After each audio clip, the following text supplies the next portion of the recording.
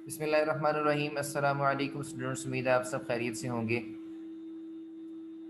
Cost accounting by Arshad Awan, material control chapter हम कर रहे हैं और हमारी इलस्ट्रेशन नंबर 1 है 6-1। और आज हमारा जो टॉपिक है वो वेटेड एवरेज मेथड है, इसको हम लर्न करेंगे। क्वेश्चन आपके सामने है जी। ओपनिंग स्टॉक आपके पास 500 यूनिट्स है, फिर आपने परचेज किया है 400 यूनिट्स को 21 रुपीज़ ईच पर। फिर इशू किया है 600 यूनिट्स, फिर परचेज किए 800 यूनिट्स 24 पे। फिर इशू किए 500, फिर इशू किए 300 और फिर परचेज किए 500 25 ईच पर। और फिर इशू किए 400 यूनिट्स। इसको अब आप देख सकते हैं, यहाँ पे हम वेटेड एवरेज मेथड जो है इसका करने लगे हैं जी।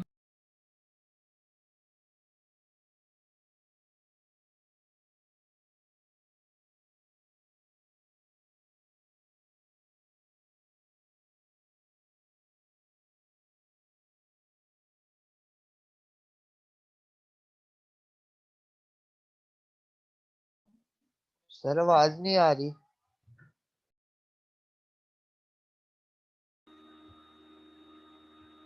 अच्छा, इसमें हम देखते हैं जी, हमारा जो ये इलस्ट्रेशन नंबर 6-5 है। इसमें हम इस क्वेश्चन को समझने की कोशिश करते हैं कि किस तरह से किए। बहुत आसान क्वेश्चन है जी। लेकिन सबसे पहले आपके पास जो है वो ओपनिंग स्टॉक था 500 का, ठीक है। 20 रुपये के हिसाब से था, हमने 10,000 रिकॉर्ड कर लिया।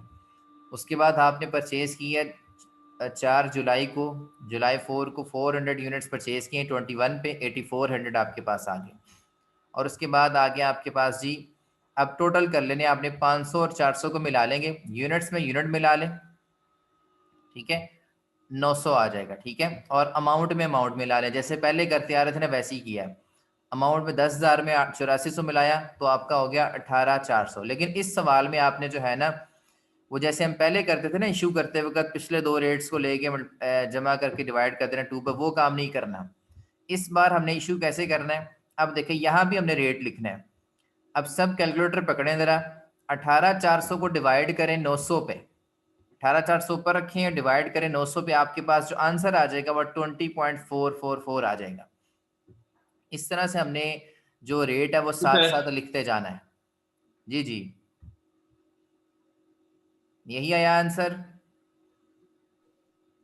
Yes sir. ठीक हाँ है, जी सर, यही 20.44। हाँ जी। चलें, अब देखें जुलाई 6 को देखें, 600 यूनिट हमने इशू किए हैं, ठीक है। जो रेट हमने यहाँ पे निकाला था ना, उसी रेट पे इशू कर देना, हमें कोई इसमें जो है और कोई काम करने की ज़रूरत अब नहीं है, ठीक है। रेट निकालने की ज़रूरत नहीं है, ये सिर्फ आपका वेटेड एवरेज मेथड है, ठीक है। जो रेट यहाँ पे निकाल लिया था आपने, उसी रेट पे आपने इशू कर देने। और 900 में से 600 इशू किया तो बकाया कितने रह गए यूनिट, बाकी काम वही करना है आपने, ठीक है। यूनिट्स में से यूनिट्स माइनस कर दें, 900 में से 600 माइनस करेंगे 300 रह जाएंगे। 18,400 में से 12,267 माइनस करेंगे, आपके पास रह जाएगा 6,133। और ये 20.44 वाले यूनिट्स ही हैं अभी भी, ठीक है। जब तक नए यूनिट्स नहीं आते ये रेट वही चलेगा, पुराना रेट ही चलेगा। अब देखें नए यूनिट्स आ गए। जुलाई 8 को आपने 800 यूनिट्स परचेज किए हैं, 24 रुपए के हिसाब से 19,200 बनता है। यूनिट में यूनिट ऐड करें, 300 में आपने 800 ऐड करने, 300 में जब आप 800 ऐड करेंगे तो कितने बन जाएंगे भाई, 1100। और 6,133 में जब आप 19,200 ऐड करेंगे तो बन जाएगा आपके पास 25,333, ठीक है। अब यहाँ पे रेट चेंज होगा, क्यों, क्योंकि हमने परचेज किए डिफरेंट डिफरेंट रेट पे, ठीक है। अब वही काम करेंगे जो पहले हमने किया था।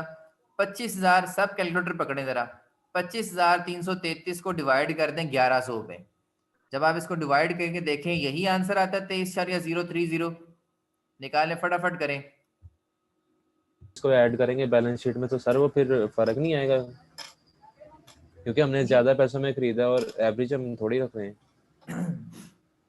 बेसिकली ये जो एवरेज का रेट है ना, ये उस वक्त अप्लाई किया जाता है, ऐसी कंपनीज में अप्लाई किया जाता है ये मेथड जहाँ पे प्राइसेस में फ्लक्चुएशंस बहुत ज़्यादा होती हैं। बार बार कभी प्राइस कम हो रही, कभी प्राइस ज़्यादा हो रही, कभी प्राइस कम हो रही, कभी प्राइस ज़्यादा हो रही है। जो जो स्टॉक इस तरह का होता है ना जिसमें प्राइस की फ्लक्चुएशंस बहुत ज़्यादा होती हैं, तो फिर वहाँ उन कंपनीज में जो है ये मेथड इस्तेमाल किया जाता है कि एक ही रेट सेट कर लेते, कभी रेट कम हो गया तब भी उन्होंने उस पर बेचना है, उस पर रिकॉर्डिंग करनी है, कभी रेट जो है वो बढ़ गया तब भी उन्होंने उस पर, कम हो गया बढ़ गया उन्होंने उसी रेट पे जो है रिकॉर्डिंग करनी है एवरेज लेके, ठीक है। तो जहाँ प्राइस की फ्लक्चुएशन ज़्यादा होती है वहाँ इस तरह के मेथड को इस्तेमाल किया जाता है, ठीक है। बाकी जो आप कह रहे हैं कि हमने महंगा ख़रीद के सस्ता बेच रहे हैं, ठीक है, कंपनी भी ये चीज़ देख रही होती है, लेकिन बाज़ का सिचुएशन ऐसी भी तो होती है ना कि वो सस्ता ख़रीद के महंगा भी बेच सकती है, ये भी तो हो ही सकता है। तो कंपनी कंपनी के ऊपर है ना, कंपनी लाइफो इस्तेमाल कर ले, अगर कंपनी को इतना ही है कंपनी लाइफो इस्तेमाल कर ले, ठीक है, फाइफो इस्तेमाल कर ले, जो कंपनी को सूट करेगा वही कंपनी इस्तेमाल करेगी। लेकिन ये जो मेथड है वेटेड एवरेज वाला, ये उस वक्त इस्तेमाल किया जाता है जब प्राइसेस में फ्लक्चुएशंस बहुत ज़्यादा आ रही हैं, उस वक्त हम इस मेथड को इस्तेमाल करते हैं। क्लियर है जी? ठीक है सर, थैंक यू। अच्छा, अब यहाँ पे आपके पास जो है वो कितना रेट आ गया, ये 23.030। जब हमने 25,333 को तकसीम किया 1100 पर, तो हमारे पास रेट आ जाएगा 23,030। और अब जब तक नया कोई परचेज नहीं करेंगे इसी पे हम इशू करेंगे, इस रेट में चेंज अब नहीं आएगी, ठीक है, जब तक कोई नया परचेज नहीं कर लेते। अब देखिए जुलाई 9 को आपने 500 यूनिट जो है वो इशू किए हैं, ठीक है, 500 यूनिट जब आपने इशू किए 23,030 के हिसाब से, तो ये 11,515 बन गए। हिसाब किताब वही है, यूनिट्स में से यूनिट्स माइनस करें, 1100 में से 500 माइनस करेंगे तो 600 आ जाएंगे, 25,333 में से 11,515 माइनस करेंगे तो आपके पास 13,818 आ जाएंगे, ठीक है। वही काम किया, यूनिट में से यूनिट माइनस कर दी, अमाउंट में से अमाउंट माइनस कर दी, और रेट अभी आपका वही चल रहा है। उसके बाद दोबारा यही काम करेंगे, जुलाई 13 को भी आपने 300 यूनिट्स इशू किए, ठीक है, तो ये भी वो उसी रेट पे ही होंगे, उसी 23,030 पे इशू होंगे, क्योंकि रेट अभी चेंज नहीं हुआ, क्योंकि अभी हमने कोई मजीद परचेज नहीं किया अभी तक, तो इसलिए रेट वो सेम चलेगा जब तक कि कोई आप नया परचेज नहीं कर लेते। तो इस पे जब आप इशू करेंगे तो ये 6,909 बन जाएगा, ठीक है। और यहाँ पे 600 में से आप जब 300 माइनस करेंगे तो 300 यूनिट में से यूनिट माइनस किए 300 आ गए, अमाउंट 13,818 की अमाउंट थी, इसमें से 6,909 के यूनिट्स इशू कर दिए, तो बकिया यूनिट्स कितने बच गए? 6,909 के, यानी कि हाफ यूनिट्स आपने इशू किया और हाफ बच गए आपके पास, हाफ की अमाउंट आ जाएगी, ठीक है। उसके बाद देखें जुलाई 24 को, यहाँ तक क्लियर है सबको? जी सर। उसके Yes, बाद sir. जुलाई 24 को देखें 500 यूनिट्स जो है आपने परचेज किए 25 के हिसाब से, ठीक है, ये बनते हैं 12,500। अब आप देखें जी 300 में आप 500 जब ऐड करेंगे तो 800 हो जाएगा, यूनिट में यूनिट ऐड करेंगे 800 हो गया, और अमाउंट में अमाउंट ऐड कर दें, 6,909 में 12,500 ऐड कर दें तो 19,409 हो गया। लेकिन अब रेट यहाँ पे चेंज हो गया, क्योंकि मजीद फर्दर परचेज की और ये 25 के ऊपर की है, पिछला 23 चल रहा है और ये 25 है, लिहाजा हमें एवरेज रेट निकालना पड़ेगा। अब 19,409 वाले जो है, इन 19,409 को जब हम डिवाइड करेंगे 800 के ऊपर, ठीक है, तो हमारे पास देखें ये रेट आता है कैलकुलेट करें सब। Yes, sir. आ रहा है 19,409 को डिवाइड करेंगे 800 पे तो आपके पास ये रेट आ जाएगा, ठीक है, ये नया रेट आ गया एवरेज रेट। अब जब फर्दर इशू करेंगे तो इसके ऊपर करेंगे जब तक नई परचेज नहीं हो जाती कोई। जुलाई 28 को हमने इशू किए 400 यूनिट्स, 24.261 पे इशू किए और 9,705 इसकी अमाउंट बनी है। काम वही करेंगे, यूनिट में से यूनिट निकाल दें, 800 में से 400 निकाल दें, 400 इशू हो गए और 400 बच गए, ठीक है। अमाउंट में से अमाउंट निकाल दें, 19,409 के स्टॉक में से 9,705 का स्टॉक निकल गया, इशू हो गया, तो बकिया स्टॉक रह गया 9,704 का, और रेट वही रहेगा जब तक नया स्टॉक नहीं आता, रेट यही चलता रहेगा आपका। ये इसकी वर्किंग भी नीचे की हुई है, आप इसको भी देख सकते हैं, ठीक है। अच्छा, आपने जो मुझसे एक सवाल किया था किसी बच्चे ने कि कंपनी को लॉस नहीं हो जाएगा, अब आप ये देखें कंपनी जो है 23 रुपये पे बेच रही थी पहले, ठीक है, लेकिन अगले यूनिट्स जो है वो 25 रुपये के हिसाब से हैं, ठीक है।